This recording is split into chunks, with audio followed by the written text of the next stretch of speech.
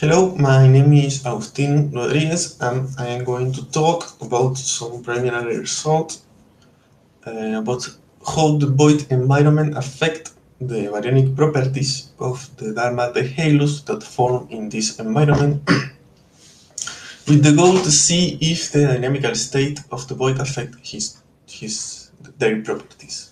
So I am working with Dan De Paz and Federico Stasicin here in Córdoba. So for the motivation, we note that the observation in catalogs indicate that galaxies in voids are low luminosity galaxies, blue galaxies, and with high specific star formation. So they are low evolved in terms of merger and interaction, so they are interesting for the study of galaxy formation and evolution. So we identify voids in a simulation in a box on 500 megaparsec on psi, as we can see here. In red we have some voids, and we classify the void into S-type voids and R-type void, as we can see here.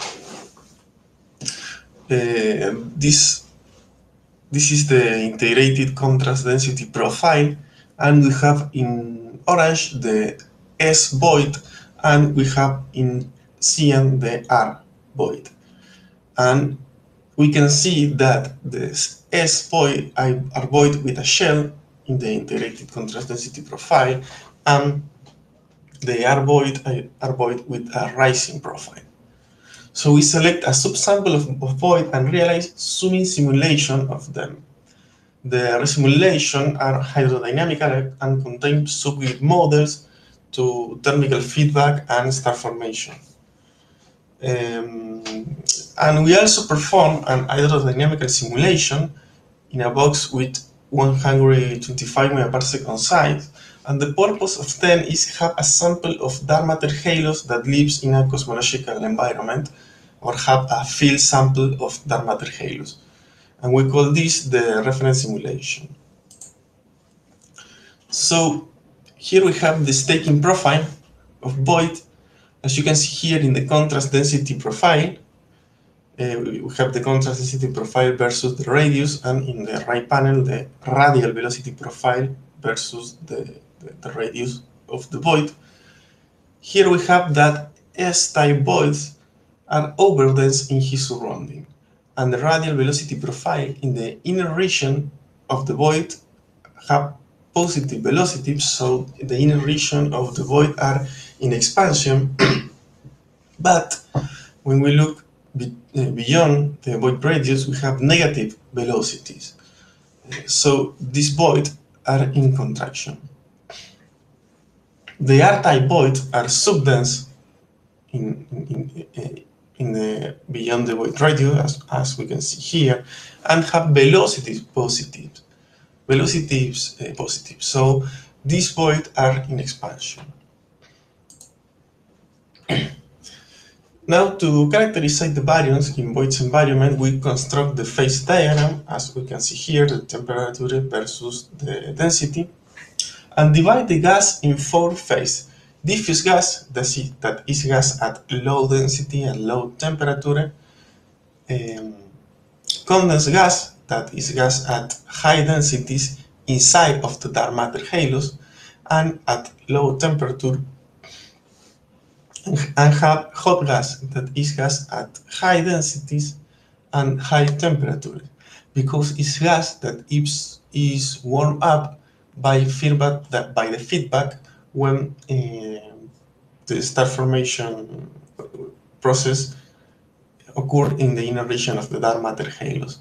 And the wind gas is gas, wind hot intergalactical medium is the gas that is at low density and high temperature, because it's gas that is warmed up by shocks.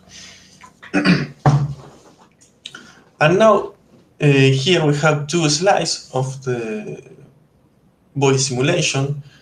The small circle is the void radius, here is the void, and here, of course, and the big circle encloses a region between 1 void radius and 3 void radius. And we can see here in the surrounding of the S-type void a lot of structures. Warm gas are in color cyan show a filamentary structure. The cluster or the peak of density here and here have a lot of hot gas in red and star particles in yellow. And in blue we have the condensed gas that is a good tracer of the dark matter halo. And the near region of the R-type void, we can see that not have big structures. This is because this region continues to be an underdensity region. Now, using the reference simulation, we can calculate the fraction in each phase. I mean, the gas fraction in each of the 4 phases. As we can see here, this is the phase diagram on the reference simulation, the box with 125 meters per second side. And we can see, for example, that we have 42% of diffuse gas, or 14% of condensed gas, and so on. So these are the cosmological fraction of the 4 phases of gas.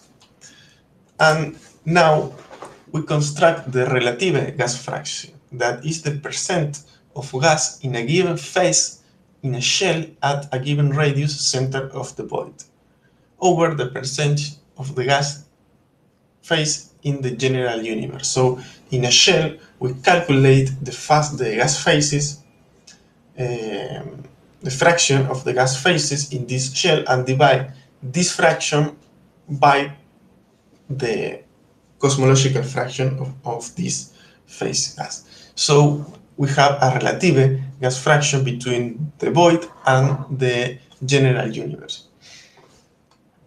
So we construct these 2 profiles, and this profile shows the overabundance of diffuse gas in the inner region of the void, and the low abundance of warm and hot and the star phases, because we can see here, for example, overabundance. If we are over 1, we have an overabundance, and we have an overabundance of diffuse gas, and here, and we have a low abundance of stars and hot and wind and condensed gas here and also here. So this is because the void have halos with low mass that cannot persist the gas. The Earth-type void show that diffuse abundance decrease, and the profile of hot and warm and the star particle is rising. So in 3 void radius, the profile showed that we have achieved a normal behavior, and the relative gas fraction is close to 1. When we look, the S-type void show an overabundance of warm and hot phases between 1 and 2.5 region void radius here, and subabundance of the diffuse gas. And this is because in this region between 1 and 2.5 void radius are the shell of the void that contain very massive structure that process the diffuse gas. And also in a region of 3 radius we reach a normal behavior, as we can see here. So the void environment influence even region far beyond the radius where it is definite. So we construct this so to characterize the state of the dark matter halos, we construct the phase space diagram, being the particle in beams of radial velocity and distance to the center of the halo. And we use the circular velocity and the virial radius to normalize the phase space.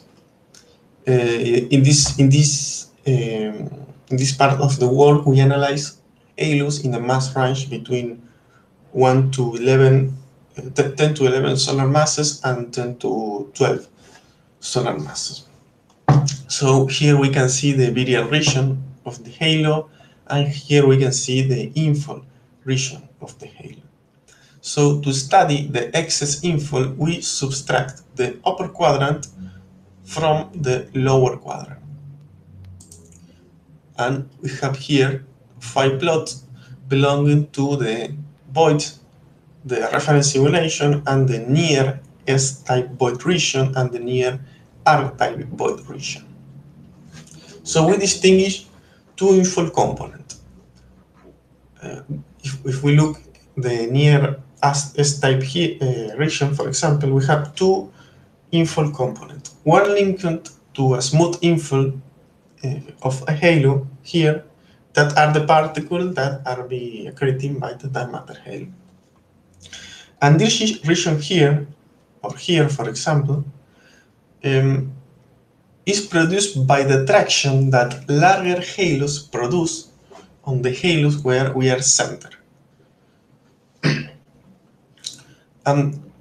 So larger halos are attracting the halo, the dark matter halo, where we are centered. So the 5 panels show the behavior for the inner region of the void, where the accretion here and here are preferentially smooth, because we don't have this region here or here. We have this region, so the accretion is smooth. But we have an excess in the void S respect to the R-type void in the infill associated with larger halos. In this region, we have more infill than in this region. The reference simulation shows the general behavior of halo in all the universe.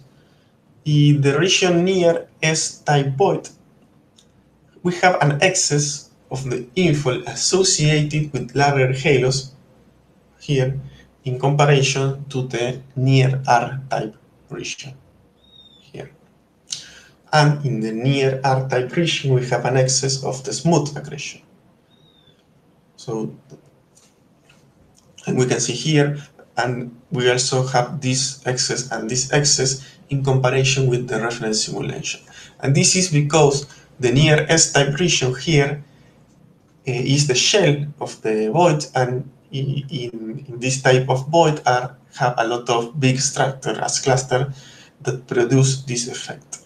And the near R-type void region is a subdense region, so we don't have big structure that can produce this effect. So the accretion is preferentially smooth.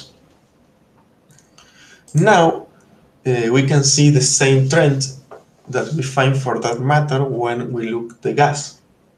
So the gas dynamical follows the dark matter dynamical in the dark matter halos. And for the future, we are studying how this difference in process of form the dark matter halos impact in the baryonic properties of the halos. As for example, the distribution of temperature of the gas particles that are infill to the dark matter halos, the condensation history of the gas inside of the dark matter halos, or the star formation rate in the halos. And for conclusion, we can say that the thermodynamical state of the gas in void clearly depends on the distance to the center of the void, as well as on the dynamics of the void type, expanding void or collapsing void. The void provides a large-scale environment that appears to modulate the process of fallout and accretion of material into dark matter halos, and the baryonic material follows similar dynamics. And the connection of this large-scale signal as modulating process of star formation in halos remain to be determined. Thank you very much.